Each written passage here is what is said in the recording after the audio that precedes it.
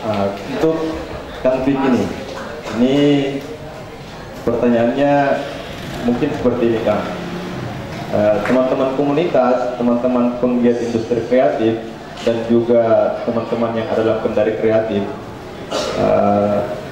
tren pengembangan hari ini dan untuk kedepannya, kira-kira harus seperti apa? Apa yang mesti dilakukan? Itu aja, biar praktis dan lebih meluas gitu. Ya, terima kasih. Assalamualaikum. Selamat malam, Assalamualaikum warahmatullahi wabarakatuh. Pertama-tama saya juga ucapkan terima kasih panitia sudah menghadirkan saya, akhirnya bisa langsung hadir. Jadi selama ini di Bandung cuma merasakan energi kreatifnya Kendari aja gitu. Jadi boleh kasih applause juga buat teman-teman. Teman-teman, pertanyaannya adalah saya juga ingin memperkenalkan, saya 18 tahun sebetulnya punya sebagai tukang baju, clothing distro, mereknya Airplane. Terus saya juga jadi dosen di Unpad Universitas Pajajaran, jurusan manajemen dan mentor di SBM ITB untuk program MBA-nya. Selain BCCF juga saya ketua Karang Taruna Kota Bandung, FIF di Bandung, Karang Tarunanya. Pertanyaannya adalah kenapa komunitas? Kalau lebih begitu ya, yang tadi ngajian. Pertama, karena di BCCF saya punya sekretaris doktor. Apalagi kita punya sekretaris dokter gitu kan. Ini Mbak Tita ini overqualified gitu, tapi kita nggak akan dapat lagi sekretaris dokter yang bisa nyiapin presentasi saya. Ini udah presentasi saya udah siap sebetulnya. Mbak Tita ini adalah koordinator Pokja Ekonomi Kreatif Rumah Transisi Presiden, jadi yang menyiapkan lembar kerja Presiden. Saya anggota timnya beliau. Beliau juga ketua Komite Ekonomi Kreatif Kota Bandung dan masih banyak lagi sebetulnya. Jadi gini, kawan-kawan, tadi menyambung sama Om Ari. Kenapa bicara tentang kemerdekaan gitu? Sebetulnya sejatinya bahwa menurut saya gitu, teman-teman di sini pelaku ekonomi kreatif itu adalah sebetulnya pejuang kemerdekaan hari ini. Pertanyaannya adalah apakah kita sudah merdeka hari ini? Apakah masih ada penjajah di Indonesia? Masih ada nggak? Penjajahnya lewat bentuk apa? Bentuk ekonomi, bentuk pendidikan, kebudayaan dan seterusnya. Betul ya? Jadi bahasa saya kalau misalnya dari teman-teman komunitas lokal clothing distro di Bandung, Bali itu belum merdeka. Kenapa? Karena di jalan di Legian, di Denpasar itu masih banyak billboard surfing brand surfing retail garment ya, dari Australia, dari Amerika, betul.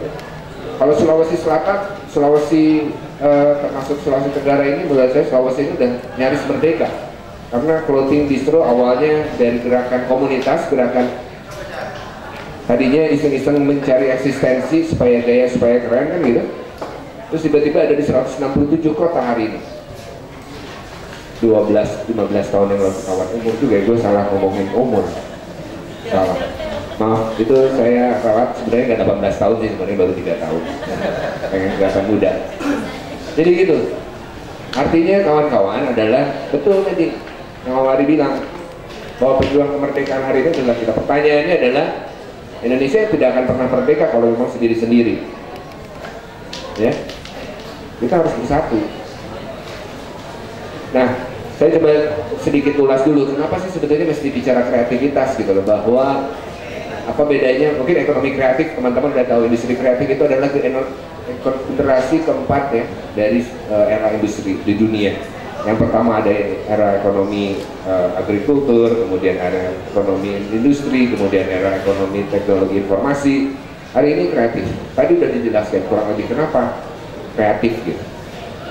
Bahwa ada 2 poin sebetulnya dari terkait dengan kreativitas kawan-kawan. Yang pertama adalah bahwa kita ini menciptakan nilai. Yang kawan-kawan lakukan itu adalah proses menciptakan nilai baru, value creation, bukan menambahkan nilai kawan-kawan. Jadi intinya kalau misalnya kita bisa beli segelas kopi harga 3.500 perak di warung kopi, tapi kenapa ada satu kafe brand internasional yang bisa jualan satu gelas kopi harga 35.000? Yang kita beli apa? Apakah kita hanya beli kopinya di situ? Ternyata kita beli kursinya, kita beli mejanya, kita beli interiornya gitu ya. Kita beli free wifi-nya, kita beli musiknya gitu. Jadi kalau misalnya musiknya di Starbucks, musiknya keong racun gitu ya, mau nggak kita beli harga kopi seharga mahal itu? Jadi yang kita beli adalah brand image, betul. Kalau misalnya pakai sepatu Nike contoh gitu, produksinya itu Nike. Kemarin kita juga di BCCF bahas workshop ada namanya ethical fashion ya, apa namanya, fashion village. Jadi tempat produksinya Nike, H&M itu di Bandung, di kabupaten, di daerah kota Bandung, sebenarnya Cigondewa. Kalau kita beli sepatu Nike harga 700 sampai dengan 1 juta perak, harga pokok produksinya berapa? Nggak lebih dari 10%, 70.000 sampai 100.000. Kemudian 90%-nya harga margin untuk Nike itu berapa? Untuk bayar Cristiano Ronaldo, bayar Tiger Woods, bayar Roger Federer, bikin media placement yang keren-keren, interior toko yang canggih, ya. Itu adalah value dari kreativitas kawan. 90%. Jadi yang teman-teman ciptakan adalah sebetulnya penciptaan nilai baru. Oleh karenanya pemerintah Indonesia, nanti ada deputi mungkinnya dari Bekraf yang kami lebih menyampaikan, Indonesia mendeklar